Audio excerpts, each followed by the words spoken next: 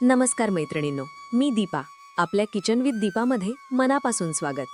जर वय 40 किंवा 50 पार झाल्यावर सकाळी उठताना टाचांमध्ये तीव्र कळ येत असेल, दिवसभर कंबर आणि गुडघे कडक होऊन 2 पावलं टाकणंही कठीण होत असेल आणि डॉक्टर रोज 1 तास चालायला सांगतात, पण बाहेर पडलं की गुडघे इतके ठणकतात की चालणं नकोसं होतं, तर आजचा हा व्हिडिओ तुमच्यासाठी एका मोठ्या वरदानासारखा ठरणार आहे. कारण आज मी तुमच्यासाठी घराबाहेर पाऊलही न टाकता एका साध्या खुर्चीवर बसून पायांचे सर्व त्रास कायमचे गायब करणारी एक अशी आश्चर्यकारक जादू घेऊन आले आहे, जी यापूर्वी कोणीही सांगितले नसेल. पण लक्षात ठेवा, यातला दुसरा व्यायाम सर्वात महत्त्वाचा आहे. तो चुकवला तर काहीच फायदा होणार नाही. आणि दुसऱ्या व्यायामापर्यंत पोहोचण्याआधी पहिल्या व्यायामात एक छोटी चूक अजिबात करू नका, कारण ती चूक अनेक जण नकळत करतात. ती कोणती ते व्यायाम करताना मी तुम्हाला दाखवते. चला तर मग वेळ न घालवता थेट आपल्या पहिल्या व्यायामाकडे वळूया. हा व्यायाम अगदी सोपा दिसतो, पण तो करताना वेगापेक्षा योग्य हालचाल महत्त्वाची आहे. जो आपल्या शरीराचा दुसरा हृदय मानलं जातं, ज्याला टाचा आणि चवडे वर खाली करणे म्हणतात. यासाठी खुर्चीवर पाठीचा कणा ताठ ठेवून अगदी आरामात बसा. दोन्ही पाय जमिनीवर सपाट ठेवून आधी टाचा हळूच वर उचला. मनातल्या मनात 5 मोजा. 1 2 3 4 5 आणि मग चवडे वर उचला. असे आपल्याला सलग 15 वेळा करायचे आहे. पण मैत्रिणींनो, इथे एक मोठी चूक टाळायची आहे. हा टाचांचा व्यायाम करताना अजिबात घाईघाईने पाय वर खाली करू नका, नाहीतर नसांवर योग्य ताण येणार नाही. अगदी हळूवारपणे मी करतेय तसंच करा. हा व्यायाम करताना तुमच्या पायाच्या पिंढऱ्यांवर जो ताण येतोय ना, तो नीट अनुभवा. पण आता एक गोष्ट लक्षात ठेवा, पहिला व्यायाम पायांच्या खालच्या भागाला हालचाल देतो, मात्र चालताना गुडघ्यांना आधार देणाऱ्या स्नायूंसाठी आपल्याला अजून एक वेगळी हालचाल करावी लागणार आहे. हा तर फक्त पायाचा खालचा भाग झाला. आता पुढचा व्यायाम विशेष लक्षात ठेवा, कारण तो मांडीच्या पुढच्या स्नायूंना काम देतो आणि हे स्नायू मजबूत असणे चालणे, खुर्चीतून उठणे आणि जिने चढण्यासारख्या रोजच्या हालचालींसाठी महत्त्वाचे आहे.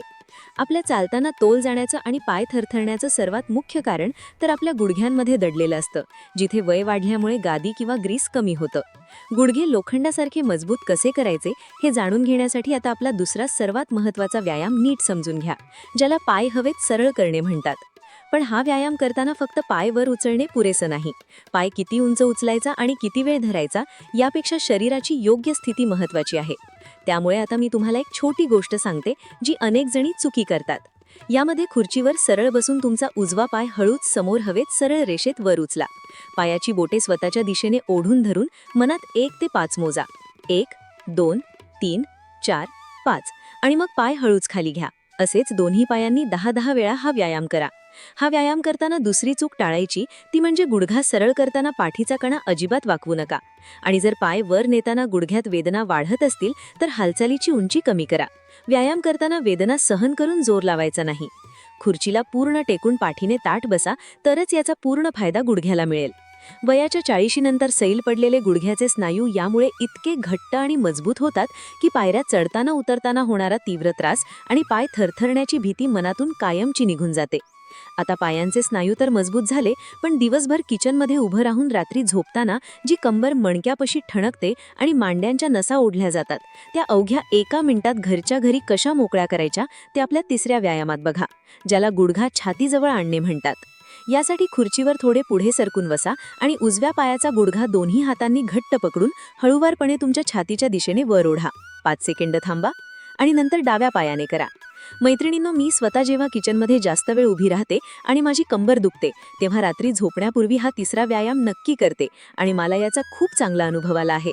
हा व्यायाम करताच कमरेच्या खालच्या भागाला आणि पाठीच्या नसांना जो थक्क करणारा आराम मिळतो ना, त्याने रात्री शरीराचा सर्व थकवा निघून जाईल आणि इतकी शांत गाढ झोप लागेल की सकाळी उठल्यावर तुमचं शरीर अगदी हलकं आणि उत्साही वाटेल. तर आजचे 3ही व्यायाम एकदा लक्षात ठेवूया. पहिला पायाच्या खालच्या भागासाठी, दुसरा मांडीच्या स्नायूंना काम देण्यासाठी आणि तिसरा कंबर मांड्यांना हलका स्ट्रेच देण्यासाठी.